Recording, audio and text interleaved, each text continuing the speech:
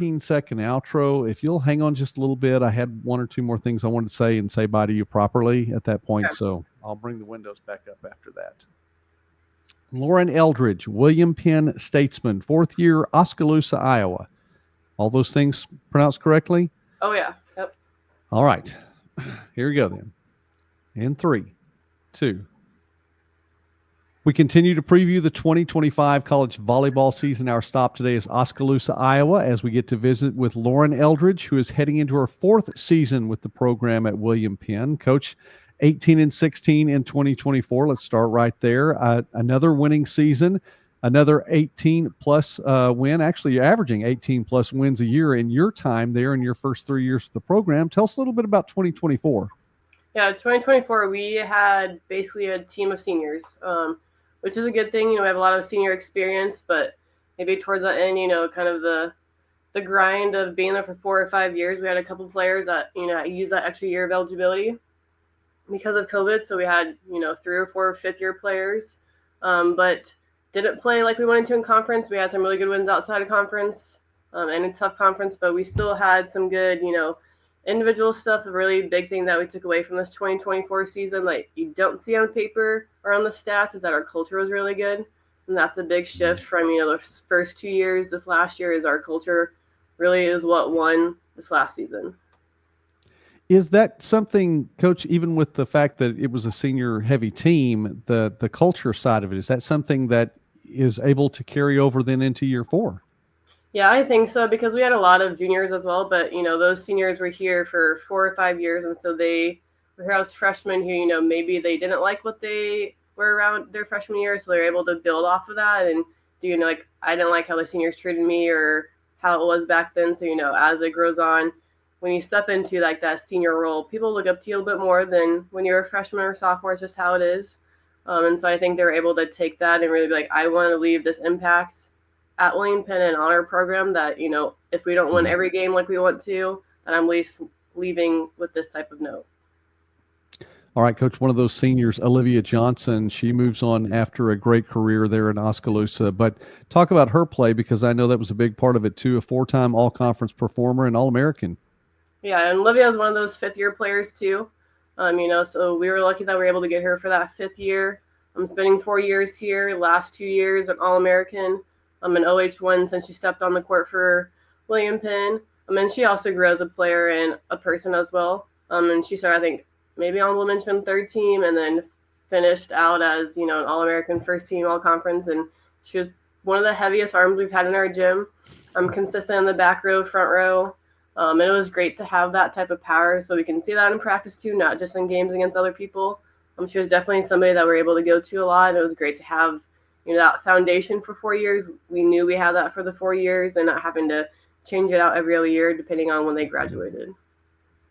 She moves on. Another senior, you talked about many seniors on that program, Caitlin Jeter, also moves on. Looks like there's going to be opportunities for folks to step up or for you to bring in transfers there in that outside hitter spot. Yep, yeah. Caitlin was our OH2. She competed for that spot the last 2 years, really did a good job her senior year.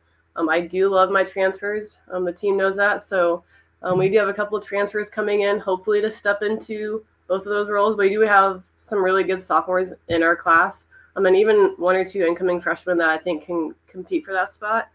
We do have one junior college All-American coming to us from the St. Louis, Missouri area. She's Brazilian, so bringing that back, the international. We graduated 1 international last year. We usually have 1 or 2 internationals on our team. So excited to see what she can do for us. And then we have another junior college girl that hopefully can fill in the other OH2 spot. If not, one of our sophomores or freshmen, I believe, can fill in those roles as well. We're visiting now with Lauren Eldridge from William Penn here on Midwest Sports Net. And I encourage you, please take the time to like this video and subscribe to the channel as we talk about small college sports and more throughout the Midwest and beyond. Coach Eldridge, 55-47, and I mentioned averaging 18-plus wins a season. Coach, look in that setter spot, and you do have some players that are coming back. They weren't all seniors last year. One who will be a senior for you this year, Lydia Houston, who led her team in assists per set. Talk about her play.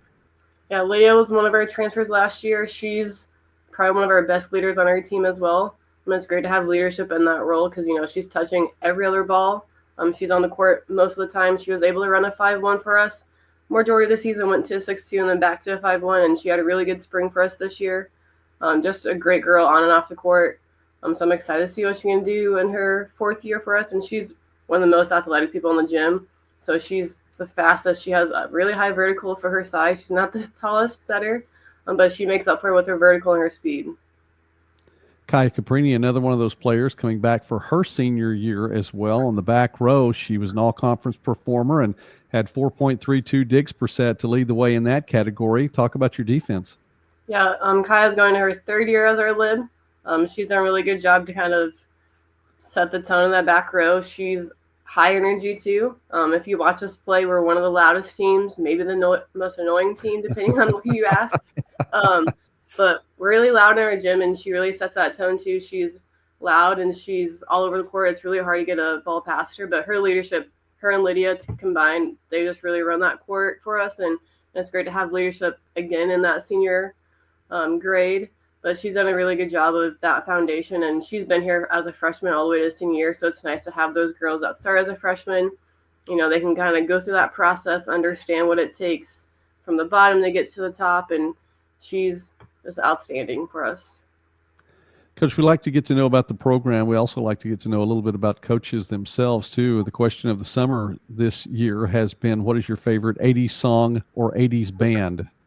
Okay, so this is before I was born, so I would say some of the stuff that my mom would listen to. I think this is an 80s band. Is it the Beach Boys?